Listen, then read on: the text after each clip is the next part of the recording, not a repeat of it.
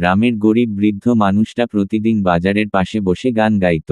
তার কণ্ঠে এত কষ্ট ছিল যে মানুষ দাঁড়িয়ে শুনত, কিন্তু কেউ তার জীবনের কষ্ট বুঝত না।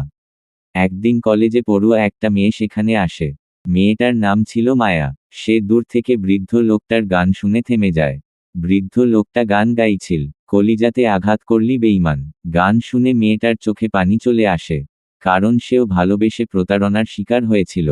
সেদিন থেকে মেয়েটা প্রতিদিন বৃদ্ধ লোকটার কাছে আসত, খাবার এনে দিত, গল্প করত।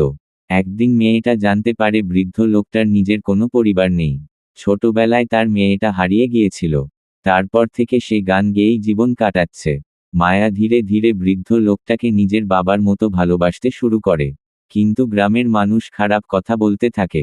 কলেজের মেয়ে প্রতিদিন ওই বৃদ্ধ লোকটার কাছে কেন যায়? মানুষের অপমান সহ্য করতে না পেরে একদিন বৃদ্ধ লোকটা হঠাৎ হারিয়ে যায়। মায়া তাকে খুঁজতে থাকে পুরো শহর জুড়ে। শেষে এক বৃষ্টির রাতে রেল স্টেশনের পাশে বৃদ্ধ লোকটাকে খুঁজে পায়। বৃদ্ধ লোকটা তখন অসুস্থ অবস্থায় বসেছিল। মায়া কাঁদতে কাঁদতে বলে, আপনি ছাড়া আমার কেউ নেই। তারপর মায়া বৃদ্ধ লোকটার গান মোবাইলে রেকর্ড করে সোশ্যাল মিডিয়ায় আপলোড দেয়। কয়েক দিনের মধ্যেই গানটা ভাইরাল হয়ে যায়। সবাই সেই বৃদ্ধ শিল্পীকে চিনে ফেলে।